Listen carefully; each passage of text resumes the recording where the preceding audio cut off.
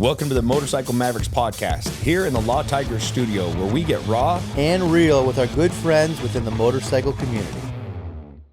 Welcome back to the Motorcycle Mavericks podcast. We are here in the studio with a special guest. I would say a good friend of yours, Ari. A guy that I like to claim as a soon-to-be friend at some point. I'm going to continue to earn my way with this guy. If you're lucky. Well, yeah, and it's a guy that I've looked up to. He's done a lot in the motorcycle industry, so I think it's a good thing to have him here. So it's very exciting. My honor to bring in Mr. Paul Yaffe. Hi, guys. By himself. Hey. He's just like, yeah, guys, hi. How are you? Good, how are you? Like a little schoolgirl. It's funny, I was driving happy on to the be freeway here. and I was actually thinking I like you better than Ari now. Yeah, I don't buy that. Doesn't take much. That's all right. It's because I give you less phone calls and text messages. No, I just remember how hard of a time I used to give you, and somehow you totally won me over. Give it time. You'll go back to the normal. Well, you know, it's funny you say that because I called you a while ago and I tried to bring up that hard time we gave each other. And he didn't even respond. I'm like, Senor Yaffe, or whatever I said, Yaffe or something. He didn't even respond. Like, not a word. Lionel Gay Man. That's Yep. right. Gay Man. Yeah, Lionel Gay Man. That's right. Lionel Gay Man. So, yeah, it's an honor to have you in here. And, I'm honored to be here. You know, what we do here with Motorcycle Mavericks is we literally want to just get raw and real with people in the motorcycle industry. Yeah. And get to know the man behind the Yaffe original, behind all the baggers, all the glitz, all the glam, all the builds. And who's the real I'm down with Paul raw and real. Yaffe? Yeah. We're going to bring it to you. And Nothing to hide. well, you speak, hopefully you don't speak That's the too liquor soon. talking. Yeah. That's why we prepped it before the whole thing got started here. Keep drinking. So we actually on a previous podcast had Mark and his son, and he was saying about how happy he is you guys working together now. You're setting up at his place, and it's pretty cool to see full circle now, all of us working together. Yeah, you know? there was a lot of crazy drama there, but turned out I was defending the wrong people. That's right. we won't elaborate on that. That's all right. Yeah. That's the truth. Yeah. Right. So now, a question. At the end of it is my wife. Right? Of course. And so it was really about my wife and her girlfriends. Yep. And then her girlfriends turned on her, and then I didn't need to defend them anymore. That's right. So So at the end of the day, we're all happy. We're all set up at the Roadhouse for several events a year, right? we're all good, And it's great. Yeah. It's great. So as it should be. all is well. Right. So a question I really want to start this whole thing off is, as long as I've known you, seeing your builds, what you've done, you've developed, I don't know the start of Paul. Like, were you an MMI guy? Were you a Wyotech guy? Were you just a guy in the garage? Like, what got Paul Yaffe where he is today? We're not talking fetus here. We're talking. Yeah. So I was just thinking, He was I conceived born on a black child. Adopted by Russian immigrants. Yeah. So the beginning of motorcycles for me would go back to my father, and my dad kept bikes in the garage, and he had a couple of Enduros, and then he had his Triumph chopper. And the neighborhood I grew up in the San Fernando Valley, which is, to me, I believe it's the birth of hot rod culture. 60s, 70s, Southern California, cruising Van Nuys Boulevard, and all the iconic things that you can muster up that come from, SoCal or California as a whole. But that was my influence. My introduction to motorcycles was, growing up in the neighborhood I grew up in. I won't get into all the trials and tribulations of my family, but we had a big neighborhood full of kids and hoodlums and older teenagers who had, KZ 650s and Honda 754s, and they would, rumble in the stoner park at the end of my block. And Weren't you dealing drugs at that time to those kids? I wasn't doing any drugs to those kids. Yeah, no, I was 9. Yeah, Oh, okay. Starting that shit That's till I too was young. 10. Right. Don't get ahead. Yeah. He had to mature up to that level. No, I wasn't entrepreneuring until I was like 10 and a half. Okay. So it was just the area I grew up in and the influences of it. And everybody had a Vega or a Camaro or something on cinder blocks in their driveway. and they were going to put a V8 in it. And it was dirt bikes and Husqvarnas and Makos. And like I said, the older hoodlums who I idolized, and I know every single one of their names today. I could tell you, 50 years later, I could tell you what their names were. These guys were my heroes. But it was just what I grew up around, right? And we would all, the younger kids, my age, 9, 10, 11, we had dirt bikes, and BMX was a big thing, and we would chop up our parents' lawn furniture and make choppers out of our bikes and like chop up the aluminum poles and stick them on the front end and extend our wheels out. And we had Jammer Cycle in our neighborhood, which was this crazy chopper shop, like a 70s chopper shop. And it was, iron cross sissy bars and long chopper frames. And we'd just go stick our faces against the windows and look at all this stuff and then go home and try to emulate it for $1, and we had Lumber City in our neighborhood, which was the Home Depot of then. And we would always go and check out the newest spray paint colors when they got it in, and we would sand our frames down and hang them up in our parents' garage and paint our frames and make these, bikes, right? Or anything we could think of to chop up and, make into something. And that was just the neighborhood I grew up in. That's the culture I grew up in. When it actually turned to motorcycles, so when I was, early teens, my dad worked a lot. I would steal his Enduro. I would never touch the Triumph, right? But the Enduros were fair game. So I would, I knew how to start them. I'd steal them, ride around. I knew his schedule was he ran a big manufacturing facility in downtown Los Angeles, and I knew when he was coming home, so I would steal the bikes and that kind of thing. And then it just grew into this passion for motorcycles, right? For motorized anything really, right? And it carried into cars a little bit as in my teens, but it was always really motorcycles. And then I got old enough where I could get my own bike. Sure. And so let's get into the Harley thing. So when the first Evo Sportster came out, I want to say 85, and in 85 I had already done almost all of my damage. I was 4 years sober in 1985. I had already kicked a hard heroin habit and a huge life of drugs that started literally when I was 9 years old. It was a crazy life, and I'll kind of skip over all that stuff. But Wait, what are you skipping? We're not here to skip anything. I can. We There's can no get fast into forward it if you, button. if you Well, want. you gotta tell the shoe story too at some point. So that's earlier. So that's the shoe story's earlier, and I can pedal back to that too. But I bought my first Harley when I was in 1985. Harley came out with the 883 Sportster, and you could buy one for $39.95. And if you kept it for a year, within a year you could give it back to them, and they would give you full credit for it to trade up to a big twin. That's cool. And so that's what I ended up doing. I bought that Sportster. I bought an 883 in 1985, and then right as the new Softails came out in 1986, I gave it back and got a new Softail, and that's when.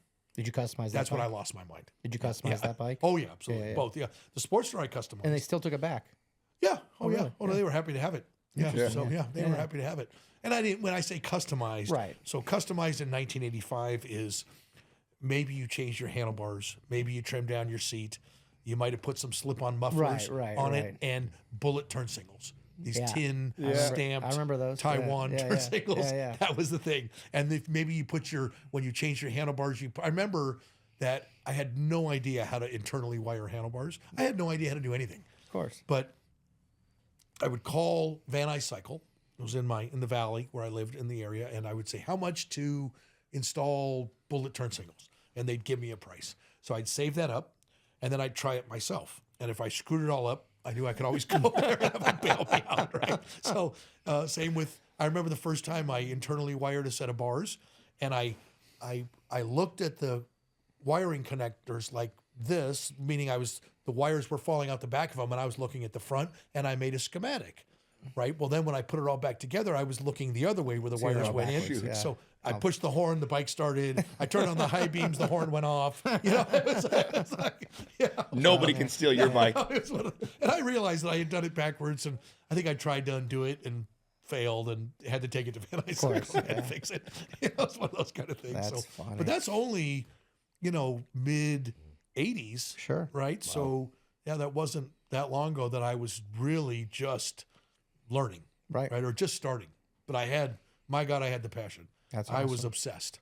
In LA, they had these crazy bike nights, and they take over these nightclubs, and literally hundreds, if not 1,000 motorcycles would show up on a Monday, Tuesday, Wednesday night at some crazy nightclub in Hollywood. Any famous clubs like the ones you hear on the? So yeah, I mean, they were, there was one called The World. It was under the Beverly Center. Remember when they built I that first remember that. mega mall, the Yeah, Beverly yeah. Center? It had a nightclub underneath called World, and that was a really big bike night. And there was another club it was right on Sunset Boulevard, right just like a block up from Groman's Chinese Yeah. Theater. That was another big bike night. They had a couple in the Valley. They had Carney's Hot Dogs. It was like a railroad car that made hot dogs. Yeah. And they had a bike night there. And then it turned into, in Westwood was All American Burger was bike night. And that bike night was before I even had a driver's license.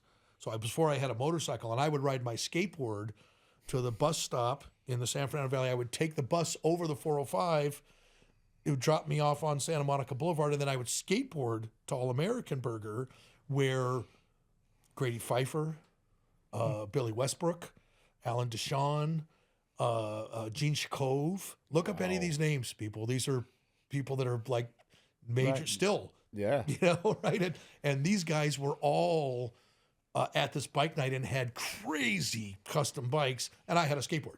I didn't even have a motorcycle, but God, I mean, that was the first time I met Grady. Really?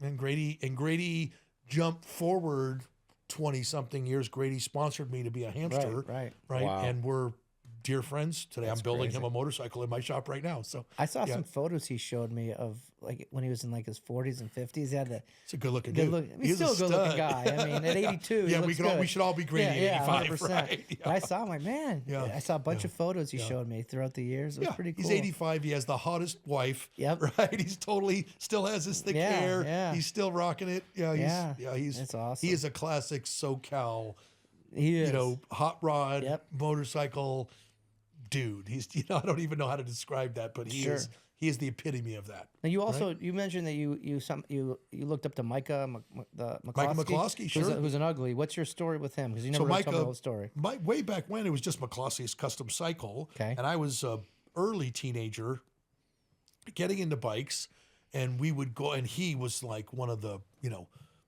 he had a really cool shop. Forgive me, Micah, if I misquoted, but I think it was in Canoga Park. Okay. But it was in the San Fernando Valley, on the outskirts, towards like Reseda and then Canoga Park. It was out Woodland Hills. Yeah. But I think it was Canoga Park, and we would go and just again faces against the glass. We're not worthy. Can we come in and just check out your stuff? And he'd say hi or something. We'd be like, oh shit, he said hi, kind of thing.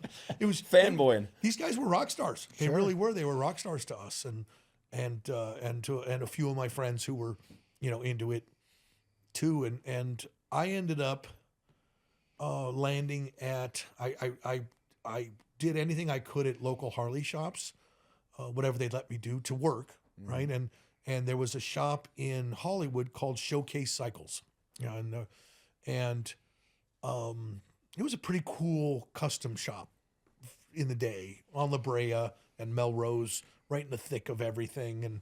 And the two mechanics let me hang out with them, right?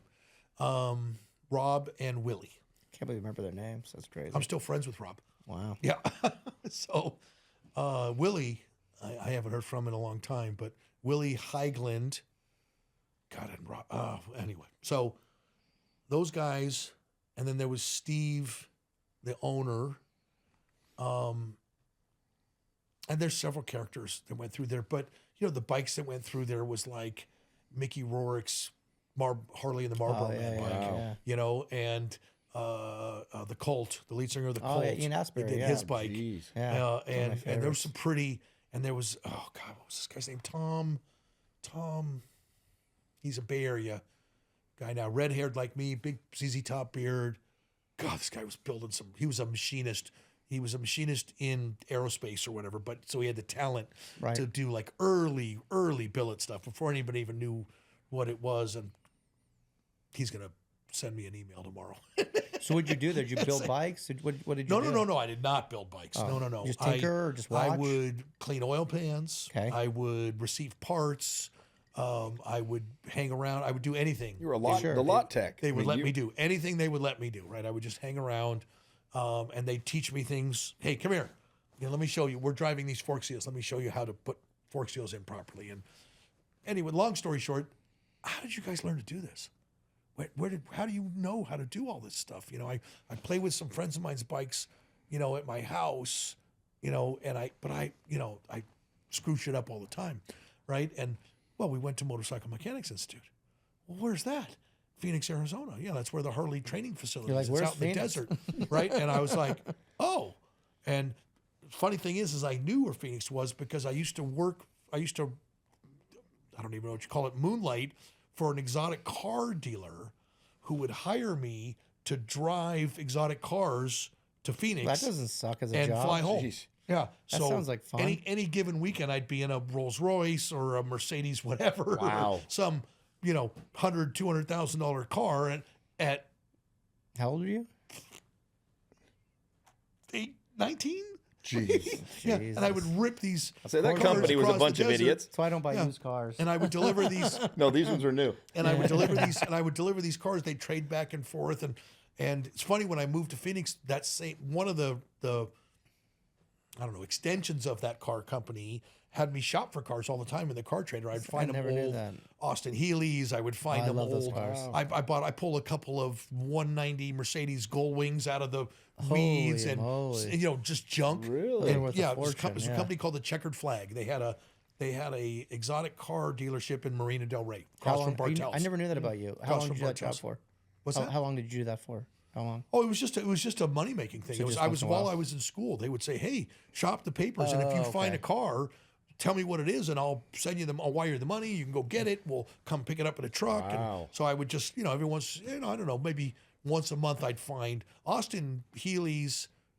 I even found a couple Austin Martins. Really? You just do barn find stuff. That's It was crazy. junk. It was all junk, but that was their business, was to restore this stuff or whatever. So I got a little education to some of that stuff. The funny thing is, I'll look back at it now and go, "Oh my God!" Yeah. I pulled that. That gold, I pulled 190 that gull wing Those are out worth of the like dirt for huge. $2,000. Yeah, those things Yeah, are worth I gave that gosh. guy a couple grand to pull it out of the That's dirt, nuts. and That's it had nuts. his whole yard growing through it. That's crazy. But the body, Yeah, it was right? fine, Just the yeah. aluminum body is worth, yeah. But it was a great time to That's awesome. be young and doing all that stuff. So where did the shoe? Tell us about the shoe thing and where did that fit into your? Oh God! Your life? So I'm gonna say this is late '81, early '82. I was living in the Valley with my parents. I was working late nights as a bouncer at nightclubs through friends or whatever. I had met these nightclub owners, and I looked good in a suit. And I'd put on sunglasses and stand there with my clipboard and have 2 slabs of beef, on each side of me. And that was the game in LA at that time. You couldn't just walk in and pay your cover charge and go into a club. You had to be chosen. Yeah. And so I was the chooser at some of these things, right? And I had this long red hair and, like I said, Like an 80s movie. I just had, right, exactly. So I'll tell you a funny story about that when I moved to Arizona, about this actor I used to get mistaken for all the time here in Arizona. But so shoes. So I was working in the mornings. I was working at a delicatessen, Froman's Delicatessen in Encino. That's not a Jewish thing. You is don't it? think? Yeah, of course it is. Abe Froman. yes, that guy. So, this family used to come in and have Sunday dinner with me, and they'd always request my section, the Rosenthals. And the Rosenthals would come in and have family dinner, and Morty was an old shoe dog. He was the father, right? Morty Rosenthal. So one day Morty said, and I was a funny waiter. You don't say. I was just I just had a sense of humor about things, and I was sober, and life was good, and I was in a pretty good place in my life. I was getting past all the I want to say mistakes of my youth, but I was still quite a youth. Right. And, but I had gotten past that, and yeah, things were good. You know, I was the kid, like, you know, the grandma would say, my coffee's cold, and I'd stick my finger in it and then taste it and go, no, it's not, and walk away, you know, just to leave the shock look, and then I'd bring her back a warm cup of coffee, you know. So anyway, Morty was opening a store called the Shoe Club in Encino, and he said, you know, I just think you'd be a great shoe guy. He goes, I just think you'd be a great shoe salesman, and he said, I'll guarantee you'll make double what you're earning here if you'll leave and come work for me. And so, you know, I don't know, I was 19 years old, whatever. I said, yeah, I'll do that. So we went, we opened the shoe club. He was right. I was really good at, you know, just charming the ladies and selling lady shoes or whatever. And it was good money. Did you get laid any these women? Yeah, No? I don't. Yeah, I won't. I can neither confirm nor deny those happenings. But there was a big stockroom in the back of the There you go. place. So, yeah, I just envision an Al Bundy situation here. Bundy's got nothing on me. Now, my buddy worked at Dillard's in women's shoes, and he so dated all these women. It was like the perfect place to like meet women. So Nordstrom's ended up becoming my biggest customer, and I'll tell you why. So one day, a gal came into the shoe club, and she had a very specific need for some boots. She ran an acrobatic company who did dancing and cheerleading and all kinds of stuff, and she needed these special last with a thicker heel that would support them as they did their stunts and so on. And I did a lot. At this point, I was managing. I had already become the manager of the place, and I was dealing with all the companies that sold shoes. And I knew of this company that made nursing shoes, like heavy industrial kind of. And I said, you know, I'll bet these guys have a last that I could. A last is the shape of a shoe, and I'll bet these companies have a last that we could do something and then stitch a tight upper to it for a tight calf boot. So she turned out to be the captain of the Dallas Cowboy cheerleaders. No way. Yep, true story. So I actually designed boots for her with this company, and she loved them, and they ordered whatever they bought from them, hundreds of pairs of boots, right? So it was a good sale for me. Yeah. And then the company that I had solicited to make these shoes said, what other ideas do you have? And so long story short, I had a lot of ideas. And Morty and his partner, Mike, who was his attorney, who were the money behind this thing. I was a kid. I didn't have any money, but I was earning some dough at the time, you know. So here I am. I'm 19 or 20 years old, and I'm banking $100,000 or something Really? in LA.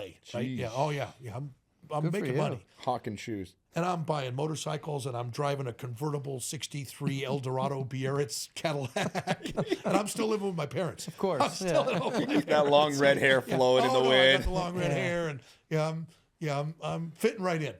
So it sounds like this is kind of the starting point of your design of design. This was the first things I designed. Right, Yeah. right. Yeah. So Morty and Mike ended up buying the company, the nurse shoe company. It was called Zodiac. And I don't know if either one of you are old enough to remember Zodiac. Yeah, I've heard of it. shoes. Yeah, So I've heard of that it, was yeah. the company. So that was my company. Yeah. So I started Zodiac Shoes, the fashion Right. company. And it was all those, and we had all these really cool shoes that you could put on different patches, and you could do like a leopard top and suede sides and a red back, and you could build your colors. And Nordstrom's was a monstrous supporter. And then we made women's fashion Western boots. Okay. And this is I'm gonna say mid 80s. Yeah, so 84, 85. Opened some Zodiac stores, one on Melrose, one in Venice Beach. And because of my position with Morty and Mike, I was opening the stores and designing them and outfitting them, and I would go manage them for a while we set up, and then we'd go open another one. And it was, but it turned into this fashion business. And meanwhile, I'm bouncing at night, and I'm playing with motorcycles before I go play with shoes. And it was just kind of my thing, right? And but the shoe business turned into the fashion business, which didn't really Turn you on. suit Yeah. me. But there was the kiss on each cheek and the magic show and the garment industry, and it didn't. And then coupled with the fact that my partners had no respect for me whatsoever and were just hosing me. Sure. They were just Because you had no equity. You were just employed, right? I did. I had equity, but nothing to Nothing significant. write home about, and they were just riding my Coattails. So I got mad about it, and I had already had these conversations with my friends about moving to Arizona, and I got kind of fed up. And one day I just said, you know what? I'm just done with you guys, and whatever I've created. And we had opened a store in the Glendale Mall, which is a town east of LA. Mm-hmm. I can't remember the Glendale Mall's name, but we'd opened a really, really cool store, and they let me do anything I wanted to do. I got to do all this crazy interior, super fun, really cool store. But I remember writing a sign up like free shoes today only, put it in the window, opened the door, and like walked. And that was it. God. That was my exit. Yeah. And I just left. And I moved to Arizona. Wow. Yeah, and I moved to Arizona and rented a little townhouse on 19th Avenue in Northern. And the time, historically for Arizona, there was the 51 was one lane. I remember that. Yeah, and it stopped at Bell. It didn't even connect. Yeah. There was no 101. That's right. 17 was one lane north-south, 2 lanes the other way. There was no 101 all the way around. There was no 303. There was nothing. There was no infrastructure. There was no, nothing. So Scottsdale Road. This was all desert. Scottsdale Road turned into cotton fields. Yeah, this was all desert. Wow. Yeah, Bell Road turned into desert. Yeah. There was nothing beyond Bell Road. Yeah. And I moved here and signed up for school. And that was late 80s? This is no. This is yeah. You're right. 80s. So I moved here in '88 and started in '89. Started MMI in '89. I moved out here with my girlfriend Jennifer, who's a gal I dated in LA, and my cat Jake, who sat on the dashboard of my U-Haul truck and drove out. People don't realize you're a cat person. That came up today also. Somebody told me that. I didn't know that. Yeah, no, Mark Bradshaw. He's a cat I- person too. I am a cat person. Yeah. I am a dog person too. I'm an animal person, but yeah. but I've almost always had a cat. Really? Yeah, and most of them found me. It wasn't like I went looking for a cat. So Jake, I used to have a little bike shop in my parents' garage, and Jake came through one of the little vent holes in the garage and would steal my sockets. A kitten would steal my sockets and Play with them. bat them around and steal. That's funny. And I'd go, and then Where's my 10 millimeter? Jake would love to do zoomies in the house. So I would let Jake the kitten in the house, and she would go scare the shit out of my mom. That's she was funny. running her zoomie labs. Turned out Jake was a boy. Who knew? Yeah, but the name was stuck. Yeah. Yeah. You still have cats at your office? So I didn't have cats for we have cats at the 'cause I office. remember Yeah, we have seeing feral those, yeah. cats Yeah, at the office, and Kevin, my GM, has hysterical names Yeah. for all of them. Really? Yeah. How many are we talking here? I don't know. I'll give you the best one. It's a white-faced. So no, it's a black-faced cat with a full white body and Justin Trudeau, That's funny. who's now retiring. I know. That's true. As of yesterday. Yeah. Yeah. So Kevin's got hysterical names. We've had the craziest cats, and the cats come in the shop. you guys feed them, don't you? We feed them. Yeah, Yeah, yeah. we take care of them, and then we also neuter them. Yeah, so they Okay, don't okay. continue to. We had this one cat, Whitey, was the size of my entire leg. Huge, white, brutal alley cat. Like would bring us rabbits, half alive, into the shop, like as a gift, Yeah. Oh my right? God. Or a rat, right? And Whitey, oh my God, this cat would come lay down on the welding table while I was welding, and I'd just be welding and grinding, shooting sparks. Didn't give a shit. He That's just wanted to hang crazy. out. And I remember one morning, me and Mark, one of my old managers, who's not with us anymore, it was 5 a.m. or something. We were standing outside having a conversation about starting the day, and there was this big ladder that went up to the roof of our building, and we were standing next to the ladder, and all of a sudden this pigeon just hits the ground, right? Scared the living shit out of us. We both jumped right out of our shoes, and holy crap! And we looked up, There's the cat. No way. Looking over the roof like There's your gift. like a gift, Yeah, right? that's And then he climbs funny. on the ladder and comes down the ladder. No Just way. walks down the ladder. Did he take the bird with him? Yeah, That's he was funny. awesome. Wow. Yeah, he was a great. He That's ended up funny. getting. He used to have puncture wounds all the time, and he'd get fights with a dogs rough and guy. whatever. But one day he showed up, and he was dragging his hindquarters. He had got hit by a car. Oh, that's We terrible. took him to the vet, and his whole rear end was crushed. That's horrible. So we had to put him down. But man, I like that cat. Yeah, So, MMI, and then what happens after MMI? So while I was in MMI, Jack Gould, Yep. who, if you're not familiar with Jack, he's been my partner since the beginning.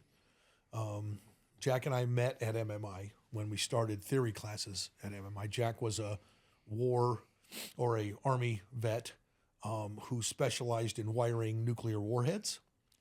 And we became friends in our clinics, which is when you're doing a lot of paperwork and a lot of, book theory on four-stroke engine theory and stuff. And Jack was smarter than me. I had the kind of creative side of things, and Jack was the nuts and bolts side of things. And I didn't know that he actually wired nuclear war. That's like quite the job. well, so where Jack really, where Jack Get done really with that had and then go to motorcycles. Well, eventually Jack had to pick me up and put me on his shoulders and carry me through part of school. And that was electrical theory. When it came to electricity, I Didn't get it. didn't get it. I Really? wasn't getting it. And Jack would come over to the house and he explained it to me in a way that I totally got it. Right? Totally got it. And by the time he was done with me, like right now, I could walk out in the yard and you could show me a motorcycle and I could draw a full schematic for that bike and make a complete custom wiring harness for it and it Wow. would run perfectly. And that's because of Jack. That's because of Jack's teaching abilities, right? Because of what he was able to give to me. And anyway, Jack and I became fast friends. And there's some great old pictures of me and Jack, like, in the early, in the late 90s, sitting at like IHRA drag events, and we look like we're 8 years old, sitting on these bleachers. And they're great. But anyway, yeah, so Jack and I went through school together. So Steve, who ran Showcase Cycles, who I worked for on Melrose. Yeah. Steve, so that was a extracurricular company of his. His real business was horticulture.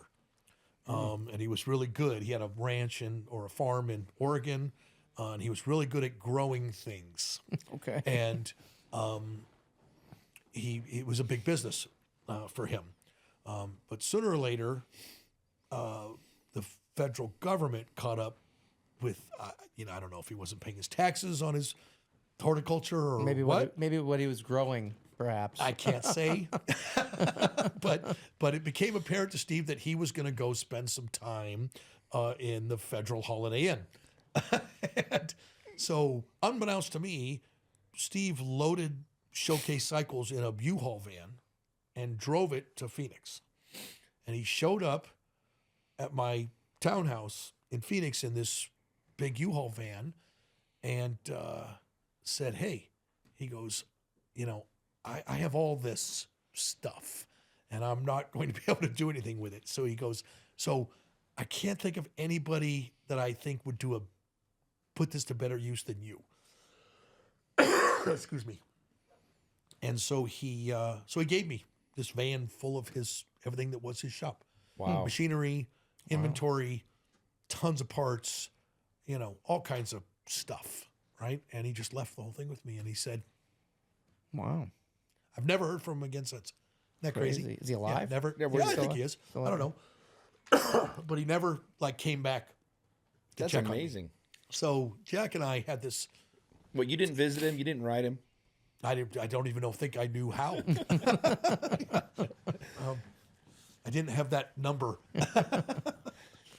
But long story short, Jack and I we were starting clinics at MMI, and there was a Paco frame and a shovel head motor and an old tranny and all kinds of takeoff parts and all kinds of stuff. And so there was a shop in Glendale called Highway Choppers. Still there. I know that place. Yeah, Dave and Ken, wonderful yeah. guys. I've been friends with them forever, since the beginning.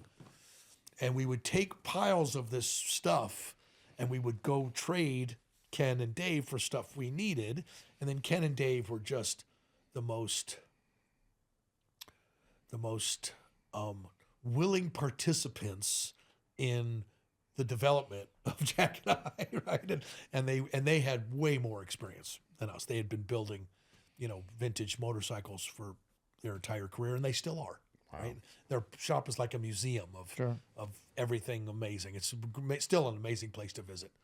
I've been there, God, probably in the past at least a couple times a year. I get over there and say hi and so on. So, but they traded stuff, and Jack and I decided we were going to build this hardtail shovel head chopper, right?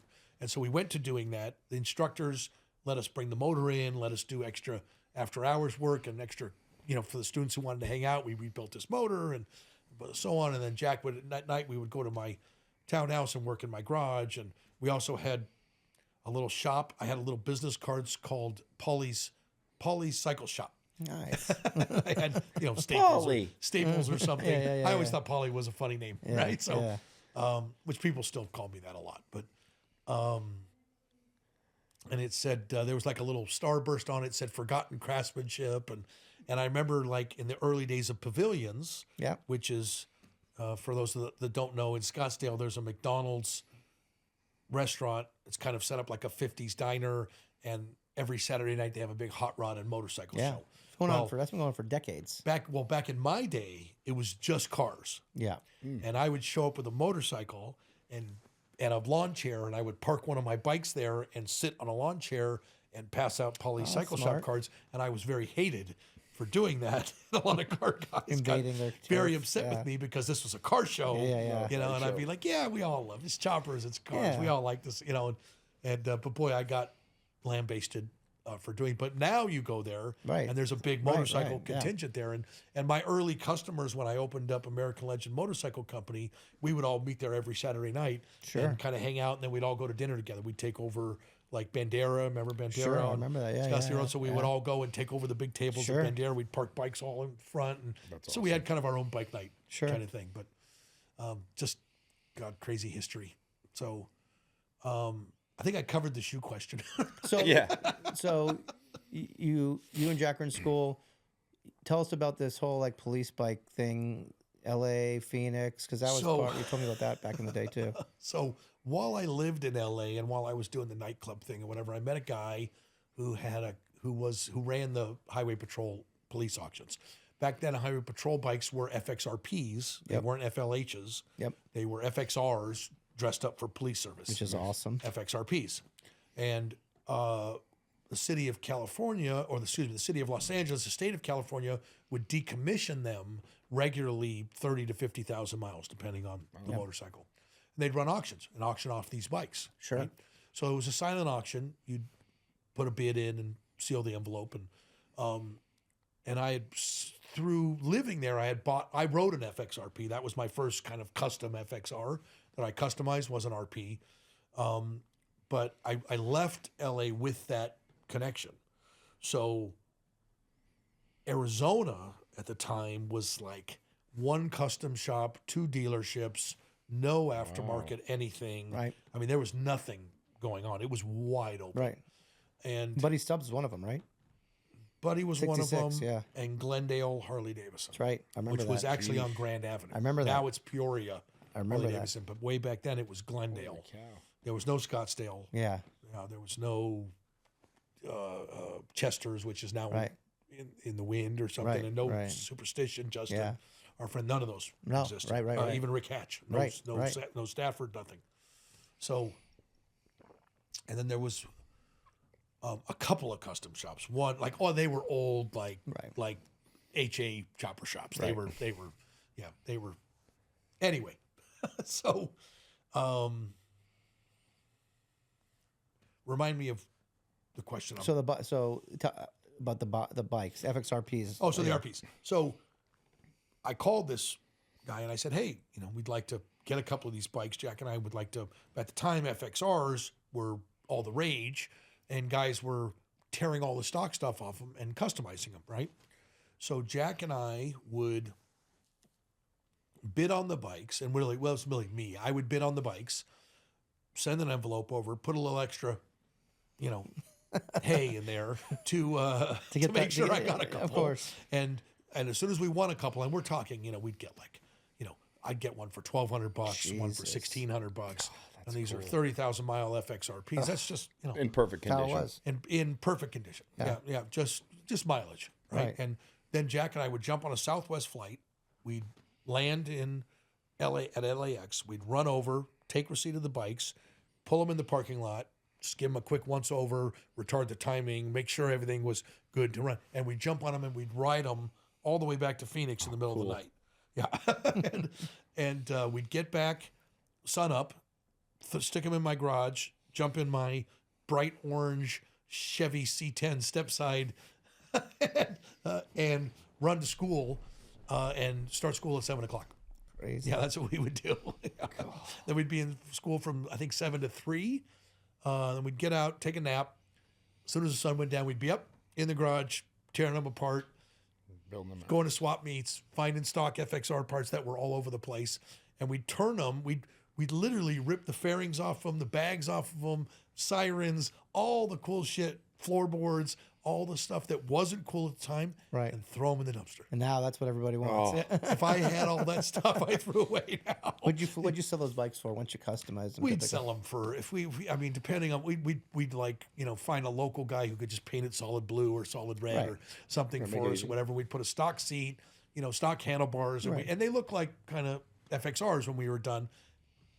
I don't know, $6,000. So you'd make a Wow. couple grand though, right? Yeah, no, Easy. we'd buy, and the parts back then, we'd buy a seat Right, for for $20. nothing. We'd Right, buy right. this for $10.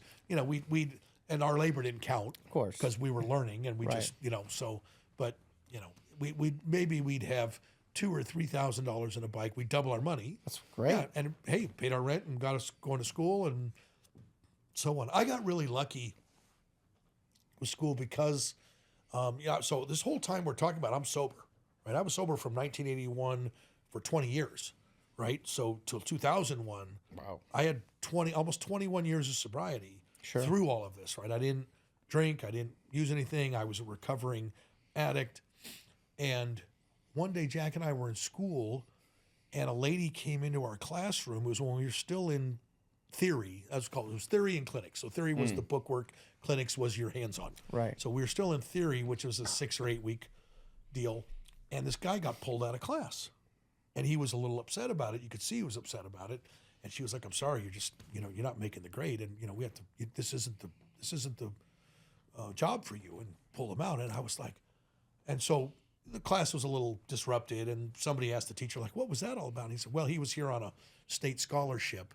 He's here being rehabilitated because he's an addict, and he has to keep an 80% GPA or whatever, 80-point GPA, and he's not doing it. So they're gonna reassess him and find out something he actually can excel at."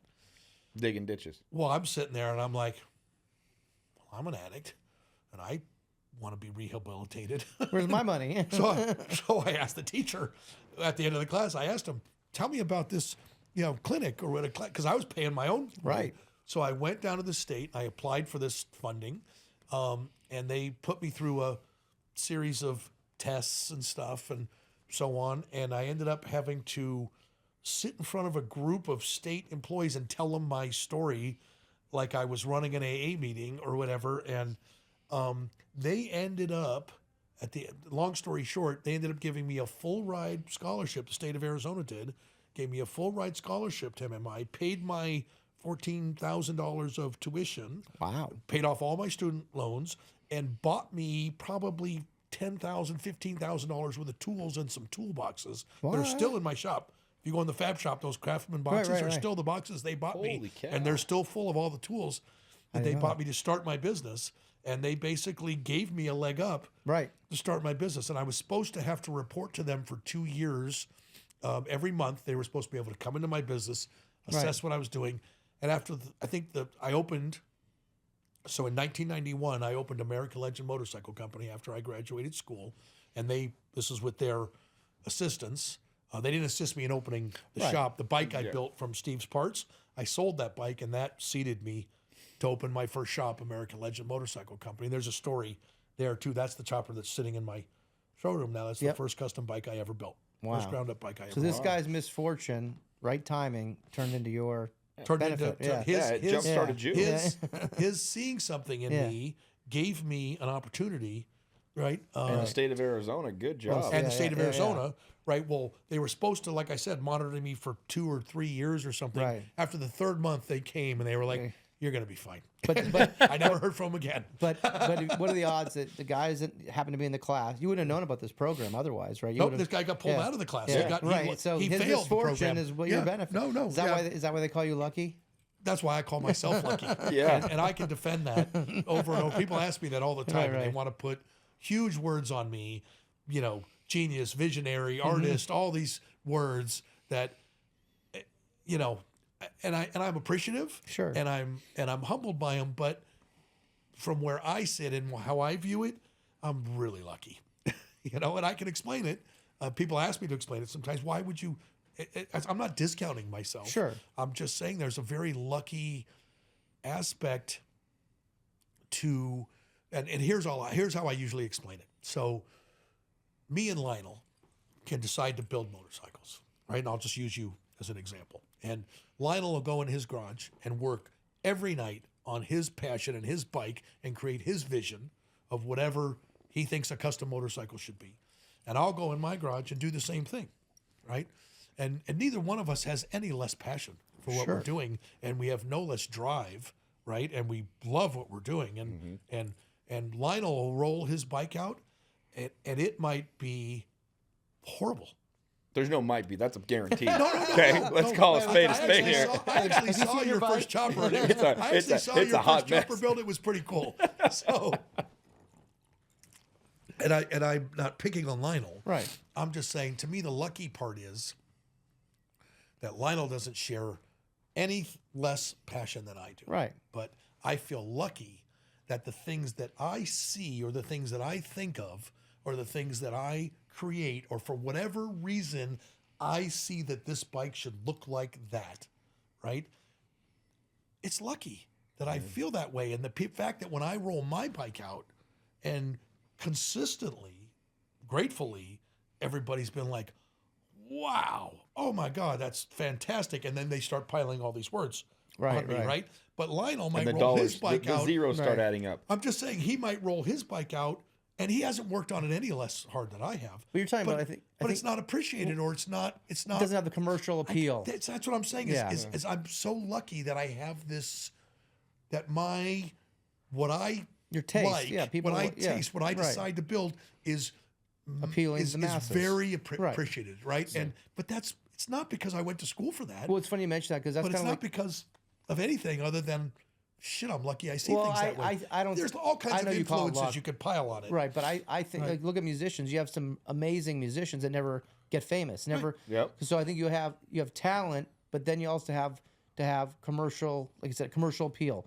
And what I mean, there's so many musicians, so many bike builders that never really hit the mark and become a commercial success.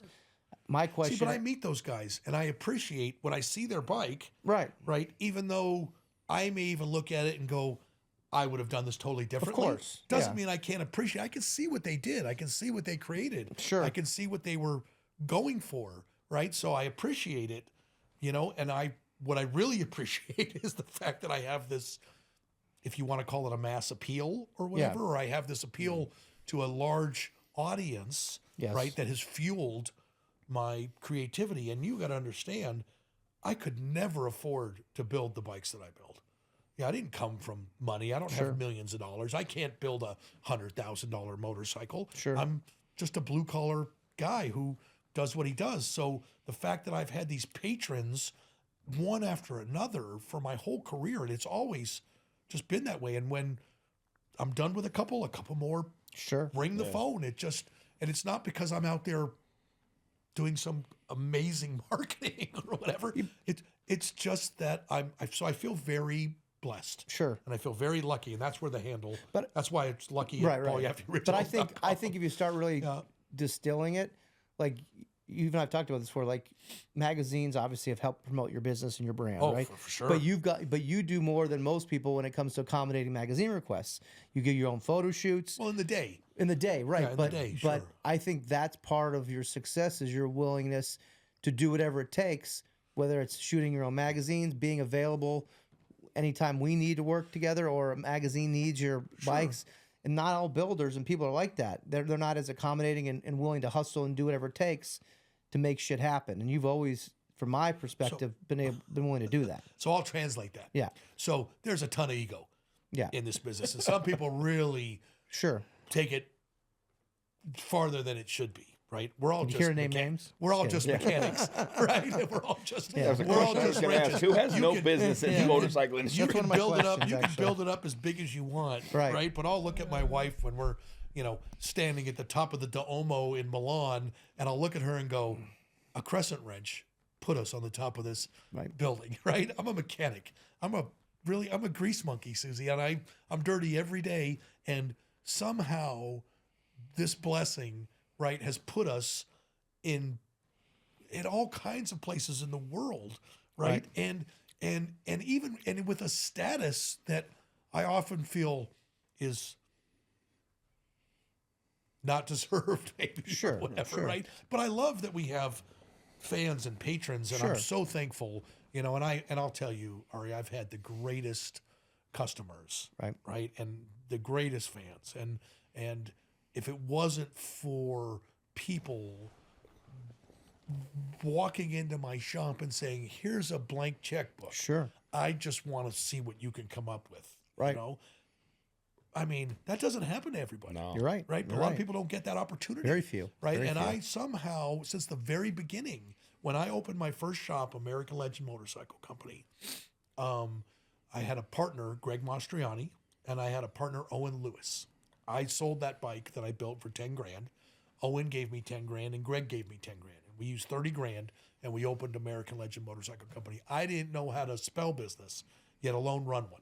Right. They made me go to Scottsdale Community College. They made me take business classes. Wow. I still have my Diploma. thesis. I Oh, guess really? you call it my Yeah, thesis. yeah, that yeah. So to graduate my business classes, I had to write a thesis on a business plan. That was my Sure, thesis. I had to write a business plan. So I wrote a business plan for American Legend Motorcycle Company. One of the When few you're guys at that the wrote shop it that next actually time, put it. I could pull it out of a file and hand it to you, wow, and it's in that's this cool. black manila envelope, and it's all sealed in plastic. Sure. But you would read it and go, "Wow, this is you've done exactly what you said you were going to Wow. do," and that's at the business plan. It outlines costs of every tool and everything I'm going to do, and I want to create this line of parts, and I want to be a famous bike builder. It talks all about everything I want to do, and it's funny that it's Yeah. almost 40 years old. I granted, timing and luck play a role, but I still feel like I feel this way about Lionel too. If certain people just are going to be successful because they're driven, they're passionate, they help others, they put others first, they work hard. So you can call it luck, but I still feel like some of it's God-given talent, right? You're a really good 100%. designer, and that's something that you just Sure. have. Right. But the other things, the drive, putting others first, trying to figure out how to get shit done. Most people don't have that. That's why most people aren't you. Well, there's a and reason aren't why there's successful. employees and employers. 100%. Yeah, for sure there is. There's no doubt about that. And everybody has their place, and it's not better or worse. No. It's just everybody contributes at the level they can. I've carried over the past 35 years of business, and right? I've carried unbelievable amounts of weight Right. on my back trying to achieve my goals and achieve my dreams. And some people carry it well. Right. And it's just part of the deal, right? And some people would completely crumble Right. under that and couldn't handle it. So that's a gift, Right. right? It's a gift. It's 100%. nothing. It's nothing I went to school for. Or Sure. Nothing, And I always tell people always talk to me about, hey, if I was going to get in business, I can tell you basically what I'm saying is. I can tell you everything not to do. 100%. Because you've done it. I've made every mistake you could possibly make, probably 2 or 3 times, because Yeah. I'm thick-headed, right? So yeah. I mean, I'd be a great consultant Sure. on what not to do. I should write a book. Sure. I just love the story that somebody saw this in you long before you saw it, and Sure. brought you everything Sure. in a truck and said, if anybody needs this, if anyone's going to use it, Right. it's this guy because I can see where he's going. That was, he said, I know you won't squander this. Yeah. Yeah. So Because see, most people again are not given. That's why I understand you're part of being lucky.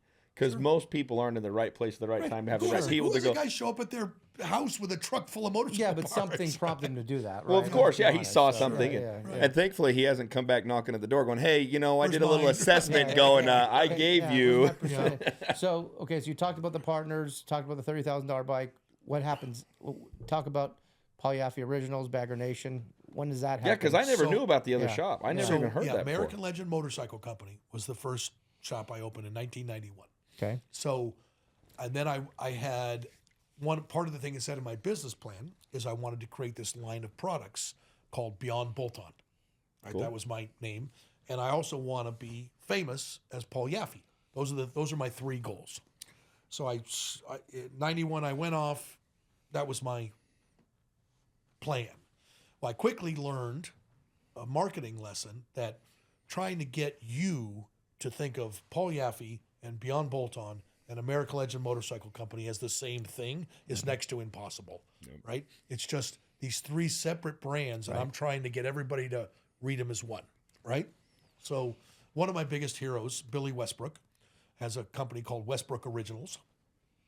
Oh, that's his shop name. I wouldn't call it a company. It's a one-man shop. Sure. And this guy builds works of art, just as he's a sculptor, amazing metal worker, amazing visionary, and an asshole. Nobody gets on with him, right? Which is why nobody's heard of him. Because, yeah, That's why it's a one-man shop? He kicked me out of his shop. I tried to be his customer before I started down this journey, and sometimes I credit him with if he hadn't kicked me out of his shop, I might still be his customer and be in the shoe business or something. I have no idea. But I went there with my wrecked, that Softail I bought. Sure. It ended up falling over and sliding down a friend of mine's driveway in Woodland Hills that was probably a 100-yard driveway. It was brand new, and it was just one side of it was completely road rashed. And I got an insurance check for, I don't remember, it was $8 or $9 grand, which is more money than I ever seen, right? So I went to Billy and said, I got this check, and I got this Softail, and let's build a bike, and I want to do this and this and this. And he was like, oh, yeah, no, we're not doing any of that. He's like, no. He goes, no, we're not doing it red. We're doing it white, and we're going to put small tanks on it. And I'm like, no, I want fat tank. No, we're going small tanks. And it's going to be thin. We're going to lower it. And I was like, no, that's not what I want at all. I go, I want tall bars and fat tanks and this and that. And he basically was like, well, fuck you then.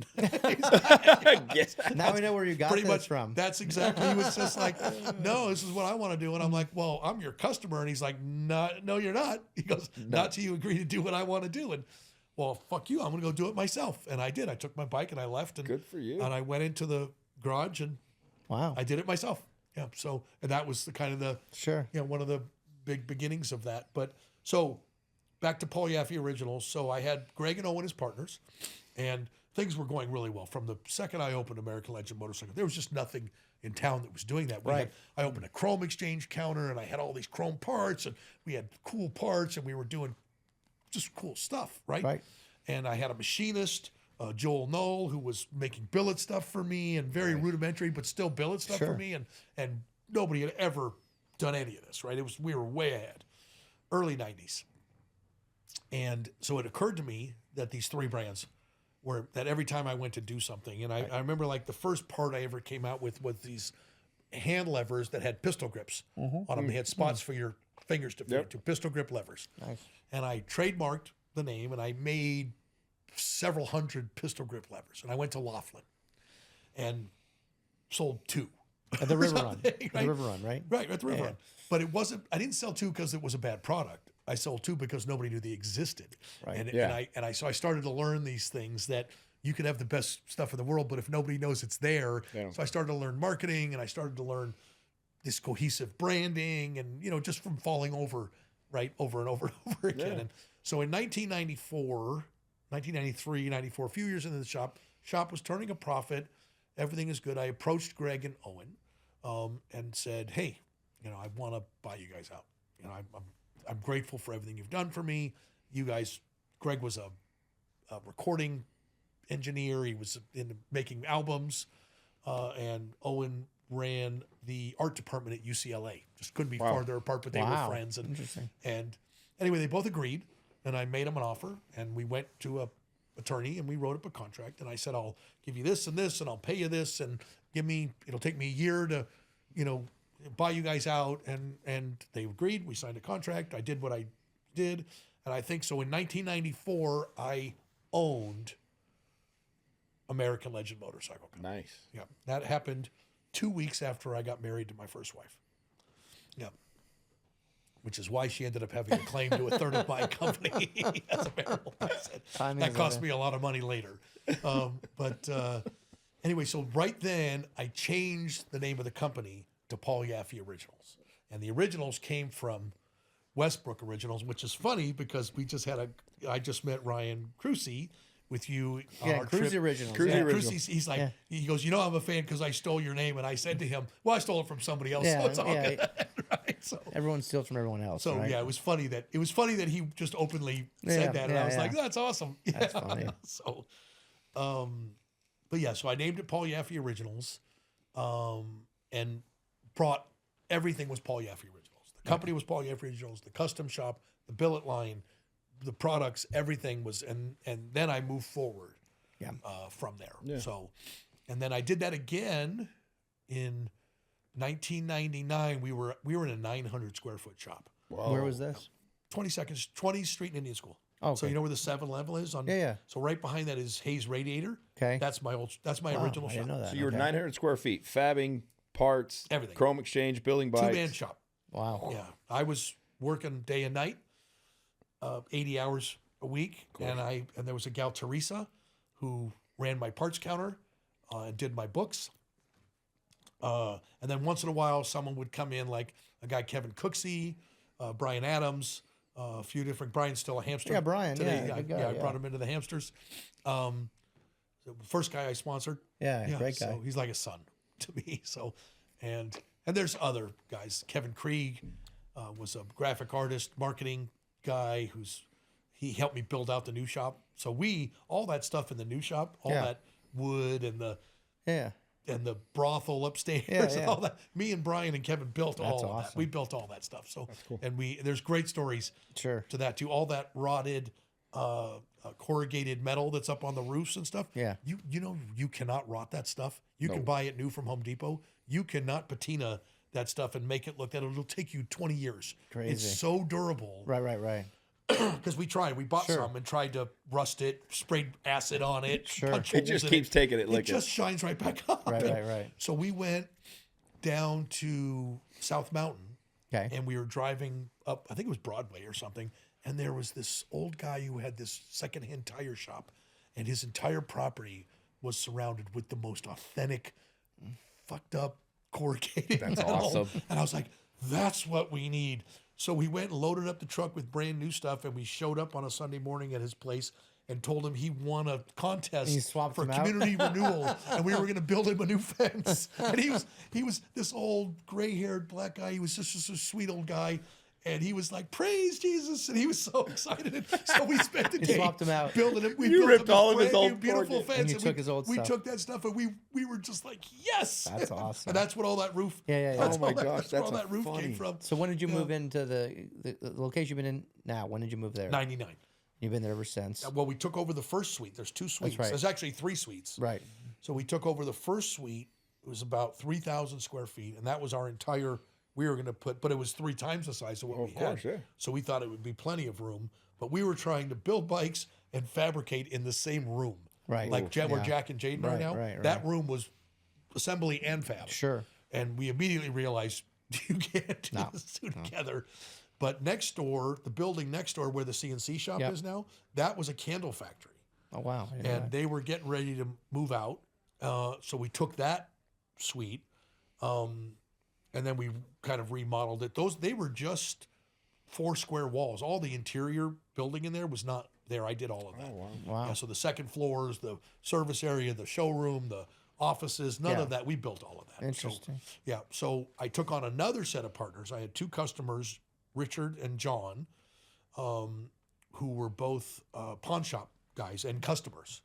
And when I was in the small shop, I had talked to them about, man, I need some help. And they're like, dude, what do you need? We'll totally back you. You know, we just want to hang out with you and Sure. go to shows and ride choppers and be cool guys, right? And for that, it's worth some money. And so I think they each gave me $100,000, Okay. which was some really big money Sure. for me back then. And with that, I built out that new building. John had he owned commercial like strip malls, corner Okay. strip malls.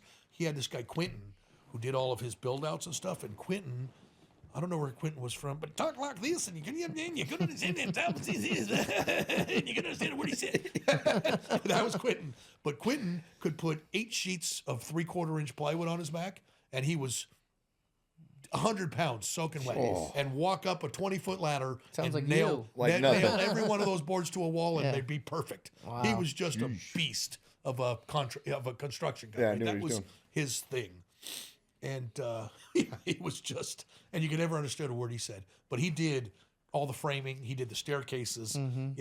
and John lent them to me, and we paid him whatever John's rate was Sure. for him, at the time. And but we built it all out, and then we took the remaining money, and we made this catalog. Not the first, but probably the third Paul Yaffe Originals catalog, and it was 10 inches tall by 20 inches wide, Wow. and it was this stamped, Velux sheeted, just amazing. I think we spent $80,000 Holy moly. making this catalog, right? $10 a catalog or something Wow. to print these things. But it was so far ahead Right. and it wasn't intentional. Of course. We just got lost with some graphic artist. Roland was the graphic artist, and he made some cool shit. But he made this amazing, and people all of a sudden thought we were this 2-block long, Right. white lab coat wearing, golf cart driving factory, and it really gave this impression. Sure. Because we were really still a small shop, but it gave this impression that we were this player, Right. in the industry, and it really changed things. It changed things, and we had partnered up with a factory in Canada that was making frames for us, and gas tanks and fenders, and we started doing these rolling chassis with the choppers and the Pro Streets when that stuff was really popular as we headed into the 2000s. And man, business was fat. We were just killing it. Was this direct to consumer, or was this through distributors, or both? Most of it was direct to consumer. We had I didn't have a relationship with Parts Unlimited yet, but I had a good relationship with Custom Chrome. Okay. I was part of their design team, and I did a lot of proprietary products for them. And I got big royalty checks from them every Nice. month for all the stuff we designed that they made overseas. We hadn't gotten into any kind Yeah. of importing Gotcha. yet or whatever. Everything we did was either in Canada, which I guess it's importing. Yeah. But back then, our dollar was worth $2 Yeah. in Canada. Oh, So yeah, you were gold. we were killing it. Yeah, Yeah. we had a little factory in Mississauga, and the guys were making some really cool stuff, and we were just, we were killing it. And it was great. So when did Bagger Nation come to be then? So, Where does that fit so in? in 2004, 2005, the Chopper Pro Street thing, which, I mean, you got to understand, we were shipping 10 or 20 rolling chassis out a week. I mean, Wow. we were just Holy moly. crazy. Yeah. Right? We were $6-8 million a year company. Wow. I had no idea what that meant. Sure. Right? I was just, I was paying myself $50,000 a year or something. Right. And it was just printing money. But I would spend it all on more inventory and more stuff and more designs and more product and building it into the company, because I thought that if you were going to buy a Paul Yaffe chopper or a Paul Yaffe Pro Street, I thought every part on it needed to be my product. Right. Okay. We didn't. The only other thing we didn't use that was our product was tires and the motor and tranny. Everything else was Wow. we made. Right. So when you got a bike from us, Right. it was all made by us, and for some, I thought that was very important, and maybe at the time it was.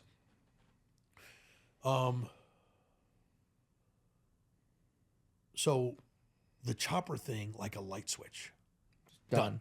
What like year? someone walked into our house and just shut What was the that? fucking What year switch was off. that? Really? 2005. I'm going to call it 2005. Yeah. And I was doing some bikes with Dave Nichols, the editor in chief of Easy Rider magazine. yeah. I was doing some charity bikes for him for Seattle Children's Hospital. And I was in Seattle for the children's ride, which we used to host every year, and we would build a cool bike for them to auction off for the charity, and it was like a 4 or 5 day event. And the first day I would go visit all the Harley dealers in the area. And I was in East Side Harley Davidson, talking to the general manager at the time, Brian, and I was standing at his desk in the middle of the showroom, and there was this really cool bagger sitting next to his desk. And I had tried in 1998, you got to understand, my guys and the guys I rode with and the hamsters and so on really liked baggers. We always customized baggers, but it wasn't a thing. It was just, we were outcasts and Right. nobody got it. We'd stretch our fenders and stretch tanks and take what called FLTs at the time standards, and we'd strip them. I had one of those. We'd strip them down. Yeah. We'd strip them down, right, and really naked them up, Yeah. and paint them, and we really like baggers. Yeah. So if you come in my office, on the first article on the wall when you walk through the door is an American Rider article from 1998, and it shows this bagger I built to ride to Sturgis, and the whole article is about how I'm going to build this custom bagger line, and I'm going to make baggers big, and I'm going to make them great, and I'm going to, I'm the Donald Trump of baggers. Right? So, make baggers gonna great. be huge. I shouldn't even say again because they Yeah. never were great. Yeah, right? So yeah. they were your old man's bike, Yeah. right? They were grandpa's bike. But we always thought they were cool. We'd put 21-inch wheels on You them. slam them down. Well, we yeah, weren't yeah. raking. We weren't Right, doing any of right, that right, stuff, right? Just molding, chairing, stretching, making them sleds, right? Lowering them down. And so there's this article about how I'm going to go do this, right? And it's not Bagger Nation. It just says I'm going to make cool bagger parts. And I failed miserably. I made stretch fenders and tanks and dashes. I made all this stuff, and I didn't sell one. I mean, like nothing. really? Yeah, maybe I sold one, So in one of my containers in the back of my shop, it's full of all this bagger stuff, boxes with red X's on it. It's all been written off as dead inventory, and it's gone. So now jump forward, 2005, I'm in this dealership, and I'm talking to Brian about this bike, and I'm like, who built this? Did you guys build this for a customer? And he's like, that's a stock Harley. And I'm like, what? And he's like, it was the first Streak Line. It was a 2006 cool. Streak Okay. Line. Okay. Right?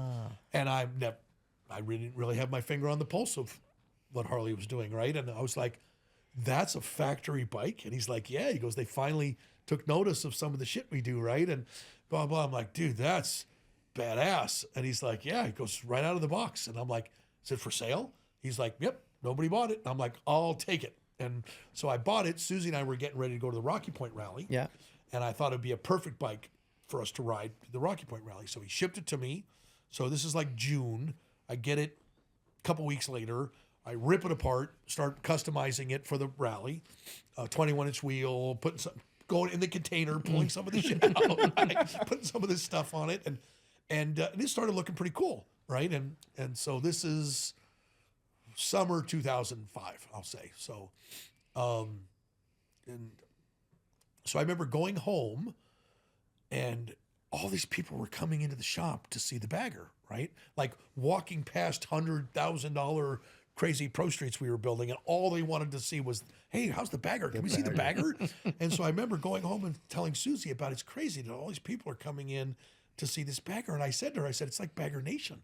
And she was like, oh, that's such a great name. And I was like, name for what? And she was like, yeah, maybe it's time to do bagger stuff again, right? Because the chopper stuff was, over.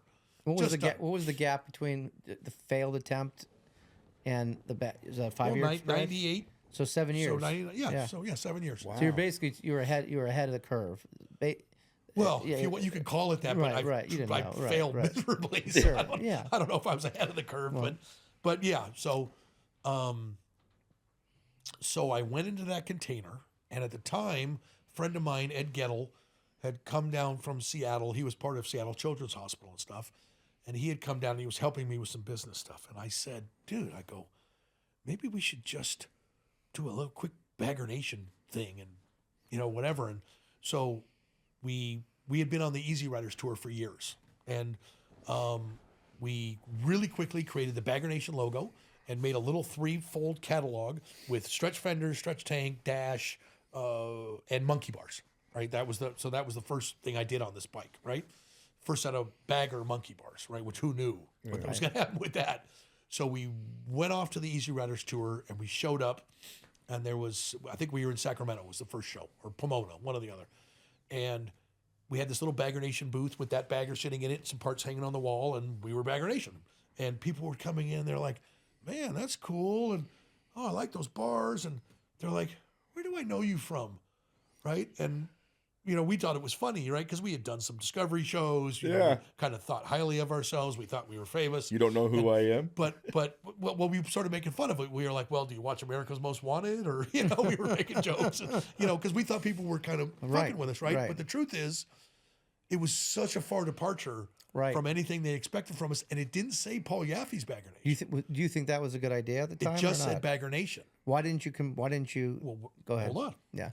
So by the third show, I think we were in North Carolina. We were in Charlotte for the third show, and it was the same thing. So we went to Pomona. It was the same thing. Reasonable interest, but who are you, right? Then Sacramento, same thing, not recognizing the face, not putting it together. And then Charlotte, Ed looked at me, and he was like, dude, he goes, it doesn't say Paul Yaffe on it. He's like, they don't even know who you are. And I was like, shut up. Right? A little ego, right? Or whatever. And we ran home, threw the catalogs in the garbage, put Paul Yaffe on top of Bagger Nation. Next show we were at was Columbus, I think. And we had the same booth, same shit, but Paul Yaffe's Bagger Nation, like a fucking landslide. It was just rip the top off of it. We want monkey bars. We want stretch fenders. We want baggers. Just fucking crazy. And then right after that, I did another street glide for Sturgis, 2007, 2008, and did a couple other street glides. Hadn't touched a road glide yet, right? I hated road glides, right? And then it was like 2008, and I had a 23-inch wheel from my friend Ron at Metal Sport. And the guy who was working with him, Doug Magoon. They had just started doing big wheels, and Doug had called me and said, this would be so cool on a bagger. He goes, but you have to figure out the rake and trail. And I'm like, oh, dude, rake and trail, that's my thing. I built choppers. I could do that, no problem. We made rake trees, set up the trail, made perfect trail on it, put that 23-inch wheel. But Ed said, you got to do it on a road glide. And I was like, no way. I fucking hate their ugliest What was your bike version? ever. Just the fixed fairing? Or No, what was I just yours? hated it. I hate the look of it. I'm a Batwing guy. It's classic Harley. Sure. I'm an Electroglide, right? That's Right. all the stuff I had ever done before was never even think of doing anything with a road glide. That was just a pig, right? So Ed talked me into it. He said, dude, you got to try one of these. The way it cuts the wind, the fixed fairing. He wasn't even talking about the cosmetics. Right. But he was just talking about as a riding motorcycle. And so he said, buy it. I goes, if you don't like it, I'll buy it back. I'll buy it from you. Right? He goes, I'll take it. I goes, you have no risk. So I bought a 2008 road glide from the guys in Seattle. They shipped it out to me. We put the 23-inch wheel on it, stretched the fenders, stretched the tank, kind of did a whole treatment to it. And we ran out of time before Daytona to paint it. So it was just in primer. So I called Gary Chris, my painter at the time, and said, will you come over here and tiki this thing out? I go, just put some tiki shit on it and make it look like a funky old primered hot rod. And we ended up putting like this coupe devil's head on the back. And we actually drilled holes in the teeth of the Smile and put rhinestones in it like a grill. And we did all this kooky shit to it. And I took it to Daytona. Oh my God, the fucking world went insane for this 23-inch road glide. And there's pictures of it in the shop of me riding it. But that was what the Bagger Nation stuff started before that, but the bigger wheel really changed it. And no one else was doing big wheels back then? Nothing. Nobody had ever seen anything like it. No, interesting. It was just, it was amazing. And they didn't even know that it existed. Sure. 23-inch wheel. So we got home from that, and Doug and Ron, Metal Sport, had called. Ron was separating from Doug, but Ron said, I have a 26-inch wheel. He goes, and I have a tire. He goes, and you should think about, Doug's gone, but I have this wheel. And Doug Eggleston is actually sitting behind me in my office while we're having this conversation, right? Doug's always been risk taker, crazy shit he does, right? And just a great custom sense, right? He just has a style all of his own. Doug does, and he's not a builder or anything. He just always has cool shit, right? Classic hamster, right? And Doug's. So I'm on the phone with Ron, and he's like, I'm like, well, how much is that wheel? $6,500. Damn. Fuck you.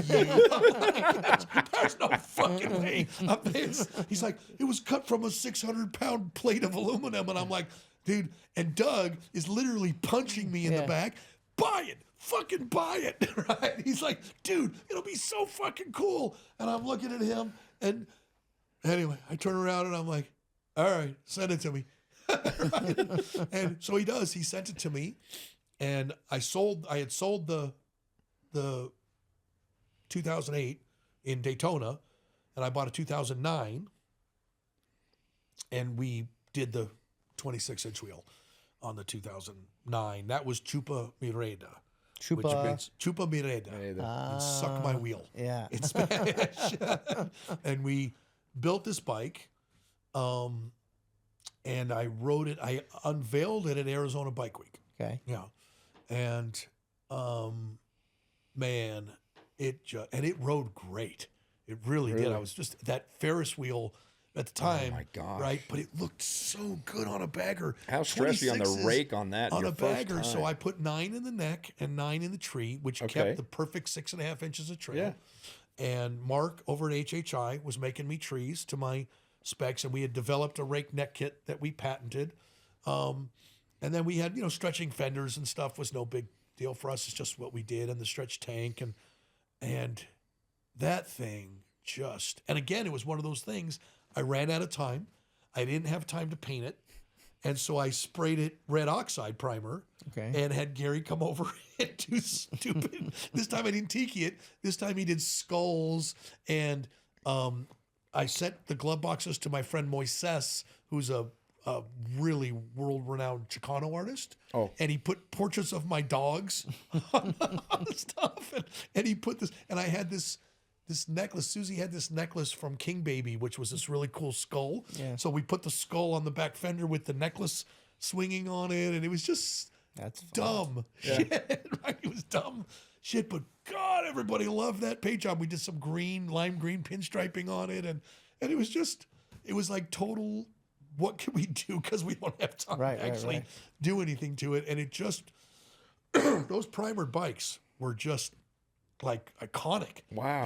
People copied them. We saw versions of red oxide bikes for years after that. But it wasn't because we were like, this is super cool. It was because we don't have any money and we don't have any time. Right. Kind of thing. Did you end up selling that one? Yes, I did end up selling it. I ended up painting it for the Prince of Kuwait.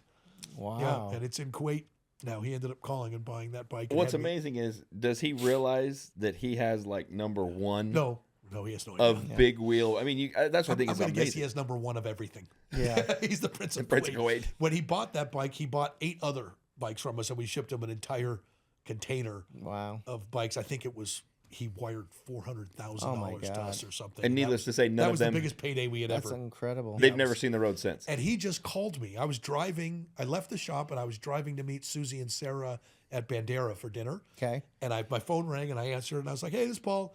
Hey, Paul, it's Omar with this English accent. And I was like, hey, Omar. And he's like, well, yeah, you don't know me, but I'm friends with the Hennessy or the Hennessy? Henley, the guys in Texas who build like the crazy, take the vets. And Hennessy. Hennessy. I'm friends with George from Hennessy or whatever, and you've done some bikes for him. And I was looking for some bikes, and he said, you're the bikes I got to have. And I was like, yeah, cool. He's like, well, I was on your website. He goes, you got that chopper and that this and that.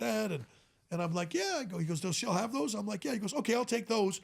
But I'm looking for a bagger. And I'm like, did he just buy 4 motorcycles? Right? Holy moly. I'm driving down Innisfield Road. That's crazy. So I have this whole conversation. And well, I like that bike. I said, well, is that Chupa Mireda? And he goes, but will you paint it for me? I like red. And I'm like, yeah, I'll paint it for you. And he's like, I'd like a big motor to it. Had a stock motor in it. And he's like, can you put one of those Scream Eagle 110s? I'm like, whatever you want. Well, what do you think that would cost? I'm like, I don't know, throw another 30 grand on it or something. And okay, I'm on. So okay, Omar, bye. And I hang up and I'm like, well, I'm on candid camera, right? Yeah. Right. Somebody's messing with me. And I got to the restaurant and I walked in. I must have looked, white as a ghost. And I sat down and Susie's like, what's wrong? And I'm like, well, I either just made the biggest sale in the history of our company or someone really just pulled my chain. Right. Or whatever. I said, well, we'll find out tomorrow. I gave him the wire transfer info and he said he'd send me the money tomorrow. And the next Monday, the money was there. Wow. Crazy. Yeah. So I did the bike for him. We packed them all up. We shipped them to New York. He put them in a container and off they went. And then we were supposed to go. I remember Susie and he had invited Susie and I to some big show they had in Kuwait. And it was right when everything was going to shit. Sure. In Kuwait. And he said, well, I'll send my jet for you and you guys can come. And, and I was so, it's so funny. I was like, well, you can't keep Susie. Well, no, of course we won't keep Susie. I go, I'm just making sure. Yeah, you can't keep her. That's funny. Yeah. And she said the same thing. I'm not staying there. I said, no, they're not going to keep you. Yeah. No, they were saying, you can keep Paul. Just... Did he ever buy any more bikes No, from you or he not? didn't. He didn't. Everything went to shit. And he called and said the show got canceled, but I'll follow up with you and blah, blah. Never did. So I got a couple letters from him just saying, hey, I love my bikes. And That's amazing. awesome. that kind of thing. You've had, I assume you have some customers that have been really loyal and bought multiple bikes from you over the years. Many of our first customers that we had way back in the early 90s are still our customers. Wow. That's one thing I have a huge sense of pride about that. Sure. Is that our customers still, and they'll make a point, even if they don't currently have one of our bikes, they'll come by the booth and say hi, and they're just family. Yeah. That's the best way, and the Tony Mullins, the Scott Beckers, maybe I should say their names, but No, I mean, fine. Tony walked into my shop in 1991 with Roe and Courtney and Julie, and they were babies, and he wanted to buy a set of pegs that he had seen in some hot bike ad or something. Yeah. We were just, starting to make billet stuff. And he bought the pegs and whatever. And then he says, God, he's looked like Julie. And he was like, maybe I should have him mess with my Fat Boy or something. And Julie was like, oh, that'd be cool. And I don't know, a few months later, he called me and was like, hey, I'm going to send you my Fat Boy. And there's a picture of him on the wall in the hallway outside of Kevin's office, sitting on that Fat Boy with a big Sounds like thing. Tony. You should see the picture. It's great. Yeah, I posted something about it not too long ago because we're just finishing this epic 2-year build for him. Sure. And I've built him at least a dozen, if not more. Scott's probably, 8, 9 motorcycles. bikes? And I've built Scott a bunch of motorcycles too. They've both been, and Scott same way. He just called me and said in like 2009 and said, hey, I got this bike, this Road Glide. I want you to do it. I'm going to bring it. Can I drop it off in Sturgis and you guys can take it home? And I was like, sure. And he did. Yeah. And then it was just one after the other. one after the other, and we become amazing friends. And I brought him into I brought Tony and him both into the Hamsters. And we ride together. and they're, wonderful additions and wonderful custom motorcycle lovers and great patrons. I was just having a conversation with Tony 2 days ago, probably inspired by his bill for this later bike, but, just telling him how much I love him and what a great patron he's been, and buttering him up as much as I can before I send him. Hit him. He said I sense a hand jump coming. I said, oh no, this is way more like anal. Hand jump feels good. Yeah. Get ready to get bent over. Now we know the history of, let's be honest. You're iconic. You don't want to hear this, but I'm going to say it anyway. You started a revolution. And it's continued on. You've inspired how many other builders, riders, garage mechanics, everything else. Who inspired you? Or who does inspire you still? Because you've left a huge footprint. And I just wonder, is there anybody else that's you look at, let's say look up to or appreciate? Or from my shoes, you don't see it, right? So that's why we have to tell you. Hearing you say it, I can understand why you say it. So I'm not going to deny that we haven't been doing this for 35 years and we haven't had amazing passion for our industry and for the culture, and that I live, sleep, eat, drink custom motorcycles, and that I'm completely obsessed still at 61 years old. I still, every morning I pop up and I'm dreaming about working things out and what I'm going to do the next day. And I get to the shop in the morning and, Mike, you know what I thought about last night? I got an answer to this, and it's because it goes on with me, right? So we feel so fortunate and blessed and lucky to have been part of this industry, and we still feel that way. So, it's funny, 61, I just turned 61 a few weeks ago. And part of it was like, holy crap, I'm getting old, right? I'm getting AARP cards, right? I'm getting discounts at the ice cream store, whatever. Lost your train of thought, right? right? I'm getting letters from Social Security pitching, telling me what I'm going to, when I take my benefits. In 4.5 years. Holy crap, right? So things change. And then, and just part of getting old. But I'm losing my train of thought a little bit because I'm old. But I was thinking, I'm turning 61, and then I thought, but you know what? We're next year's our 35th anniversary of officially being in business, our 40th year of me, doing what I do. But so 35 years, Susie's talking about logos and shirts and celebrations and whatever, and it's a big deal.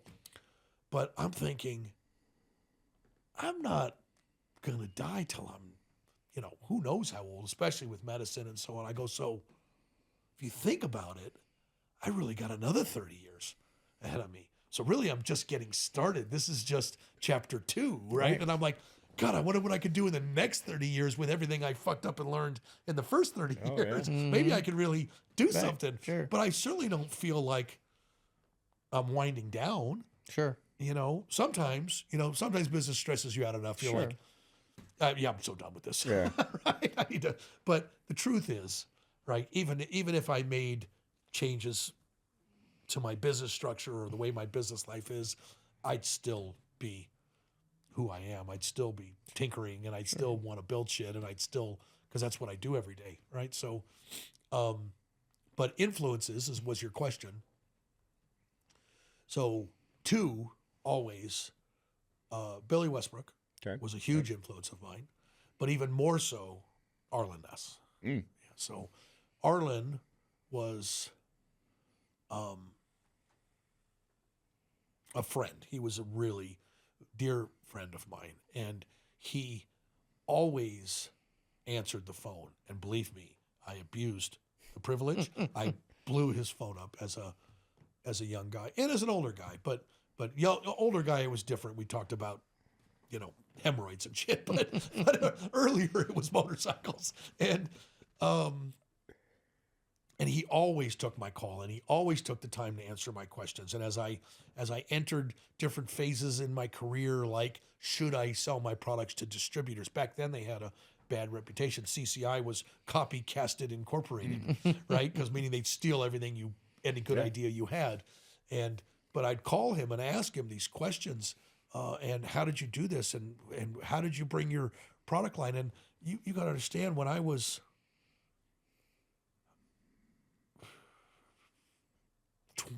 19, 20 years old, I had this thin little Arlen Ness magazine on my nightstand, right? And it was like my little Bible, right?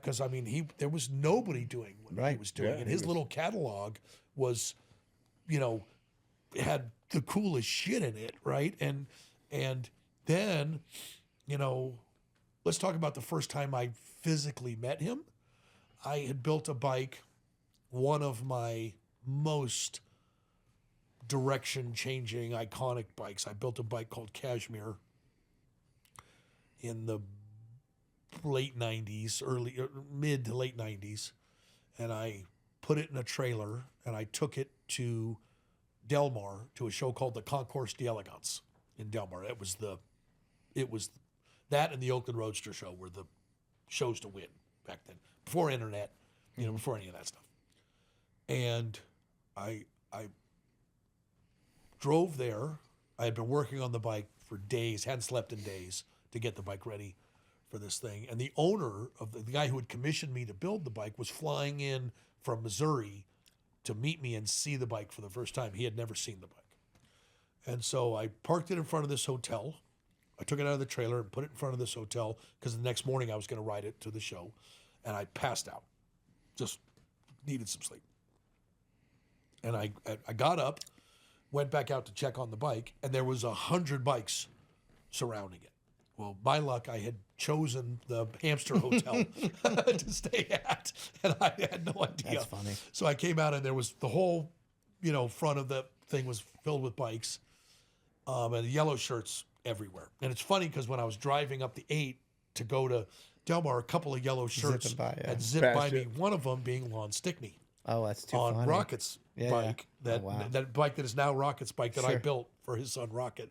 It's funny how everything Comes back around. goes yeah, around, yeah, right? But so I walked out, and I was like kind of looking at these guys, kind of groggy, but I could see there was a couple of guys underneath my bike, right? And I was like, what are these fuckers doing to my bike, right? So I kind of briskly walked over there, kind of stood over it, looked, and said, "Can I help you?" Right? And one head pops out, and it's Arlen Ness. And he's like, "What is this suspension? What did you do here?" Right? And then the other head pops out, it's Corey, right? And I'm just like, right? I'm just shaking, can't even. And he's like, "No, really, what is this? How does this work?" And I had done this torsion bar suspension like a trailer, right? So I eliminated the shocks, and the soft tail is one of the things we had done in the bike. So I started explaining it to him, and we started talking, and then Grady came over, right? And I knew Grady, but not like by name. I knew him because I used to bug him at bike night when I was 14 years old, and I would ride my skateboard over. And Grady came over, and I was like, "I know you." And we introduced ourselves to each other, and I told him, some stories. And I knew every bike he had ever owned because I had been to the bike nights and seen him. And he was like, "Wow, that's crazy," right? And blah, blah, blah. And then there was this guy, Don Mills from Oklahoma. He was watching all of this whole thing go on, and he came over and he was like, "Who are you?" And I was like, "Just me, long hair down to my ass, kid." And he's like, "You know what?" He goes, "What are you doing for dinner tonight? You want to come to dinner tonight?" And I was like, "Sure." So he took me to dinner. It was just me and him. He took me to dinner, and we sat on this patio, and he explained the hamster thing to me and told me what. And I said, "Well, I'd been to Sturgis, and I had seen the Cottonwood Lodge, and I had gone over and seen the stuff, and I knew of it, but I didn't know of it." And so he's like, "Well, in the morning we get up and we all ride in together to the Concord, and they give us a special gate, and we get this kind of privilege." And he goes, "Come with us." He goes, "You can still put your bike in the show or whatever." He goes, "But you should ride with us in the morning. We'd love to have you." And I was like, "Okay." And so I did. And then while I was there, after I went and put my bike in the show, and Grady came over, and he suggested that I ride to Sturgis with him in a couple months. And he goes, "Yeah, you should come. You should come ride for you. Yeah, the hamsters I think would be a good fit for you," and blah, blah. And I did. So I made arrangements, and I rode to Sturgis with him. First time I rode with the hamsters to Sturgis. So that was 97, 98. So it was probably 98 that I rode with them. And then I think I hung around a little more, and then he suggested to me that I become a hamster. And at that time, it was a 2-year Sure. wait. And so I think in 2001, I took 2 years, and then I got my shirt. Nice. And so I've been a hamster ever since. But That's awesome. that's the first time I met Arlen and That's Corey. awesome. And we've been friends ever. I maybe talked to him once or twice, but he seemed like he was a little bit reserved. Is that just if you didn't know him? Shy. Is that how, for is sure, that shy. how he's always been? Oh, yeah. People would mistake it for arrogance, Yeah. which was so wrong. Corey's you kind know. of like that. Once you get to know Corey, he opens Oh, up. he's at funny. He's great. But Yeah, but at initially, first, at right? first, He's not. He's Not that shy. extrovert that Yeah, you're hoping yeah. for because you hold him on this pedestal.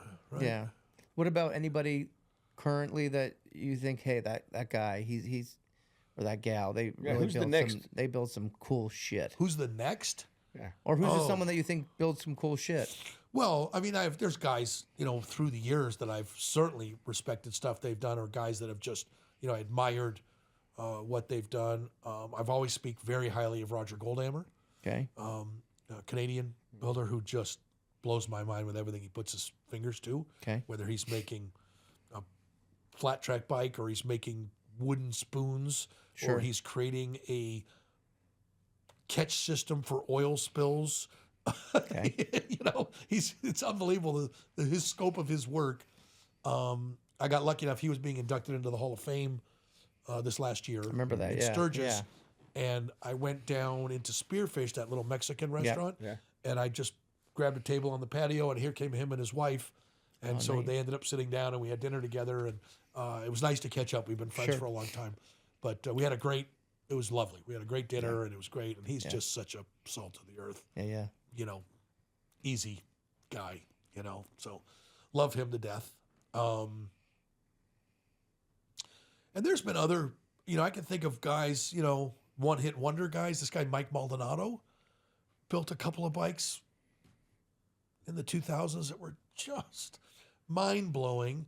But I don't know his life. I don't know his personal stuff, but didn't turn it into a business. Right. Maybe, but It's unfortunate. just, bikes I still remember. Yeah. And I'll tell you, there's several guys I think are doing amazing work now, but there's this one guy who I follow on Instagram, and it's,